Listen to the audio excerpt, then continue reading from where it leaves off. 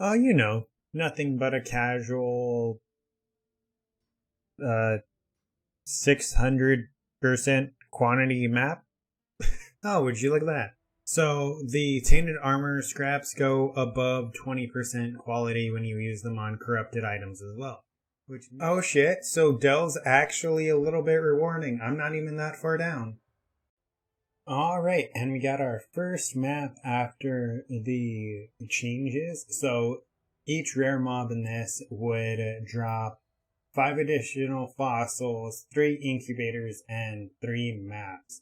That's every rare mob. And I am going to try to put the beyond on it to see what it looks like. And then let's see if I have any fragments or anything. Yeah, and I'm going to throw fragments in with it too. So I'm going to go ahead and run this map and see what I actually get from it. This map, I'd say, took about 25, 30 maps to get to 10. So let's check it out. Yo, what's up guys? Joke here bringing you a video with the end of week 1 being yesterday with the buffs that we got yesterday as well. I wanted to go ahead and throw up my update video. So, if you're looking at my character, obviously you can tell it's a new character. It's not my Toxic Rain character.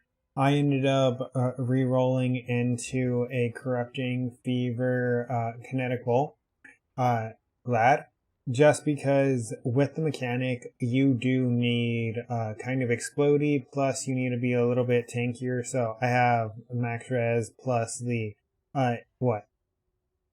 plus the 83% fizz reduction, and I gain a lot of health naturally. So, plus I have like a passive 35% block just from being glad. But yeah, I just wanted to go ahead and obviously totally not ruetoo's build, completely original character that I came up with myself. But yeah, let's jump right into it. Over the week, I have not made very much currency. I have 200C right now, and I am at the point where I'm going to be farming and experimenting with crangling maps.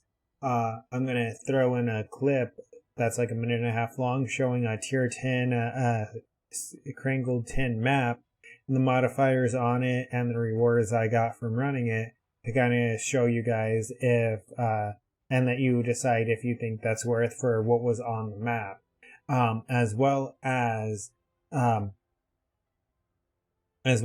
am going to go ahead and start trying to make the videos of like the 10 T10 maps or the 10 T1 maps, do them in tiers, right? That way I can try to bring like the best. So far what I've figured out is that it does not matter the tier of the map that you are in. It matters how fast and how many creatures you can kill in that map. So if you're in a tier 1 map and you have shit tons of density like Toxic Sewer or something like that, and you have Explodey, when you go into the Kringle world and you do it, it's going to put Beyond, Double Beyond, Delirium, and it explodes all those mobs. It just has to be at least, it just has to be mobs of at least level 67. So it's saying essentially you have to kill creatures at least in maps. And from what I've been able to see with the maps that I threw in, they all just pretty much say at least 67, at least 68. So they're not asking for high tiers at all. So you're better off juicing low tier maps if you're trying to kringle items, because if you're in a high tier map where you're not clearing it as fast, then you're going to be getting no returns, right? But if you're in a lower tier map, kind of think Legion, right? Where Glacier was the meta, just because you were able to go ahead and clear the entire thing. And this is mainly for the corrupting it portion, the crangling portion of it. For the rewards themselves, I haven't tested enough to see if it is better to do those higher tier maps. I wanted to start at the low tier and then work my way up, partially because I need currency too. Alright, but that was just my short update video. This is essentially probably going to be a 5-6 minute video showing a couple of things. And like I said in my last video, I finished my Atlas out of Awakener 8. and I have 73 out of 118. I'm going to finish this before I try to push and start killing Cirrus. Because honestly, this is a great mapping build. It is a terrible bossing build.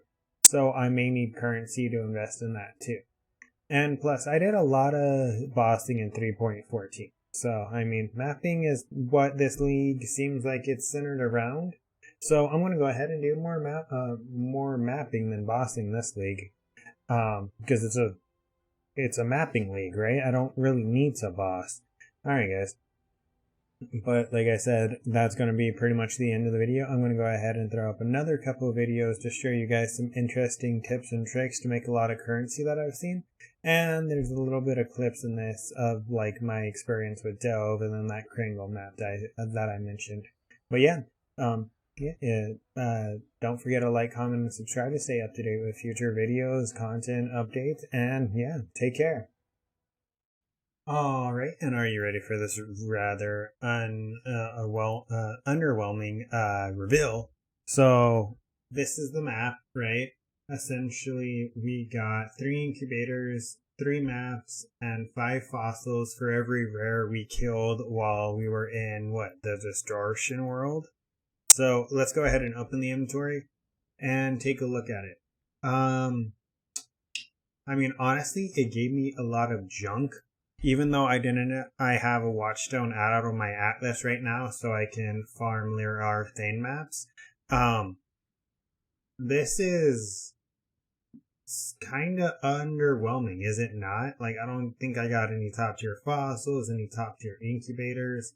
For some reason, the maps were capped at tier 10, maybe because of the fact that it's a tier 10 map, so a tier 16 map is going to give you way better rewards, but the fact that they were just hitting so hard, and I did put Beyond on it, that they can hit so hard, plus I naturally drain life per second while in the distortion. I mean, all in all, I'd say it's underwhelming.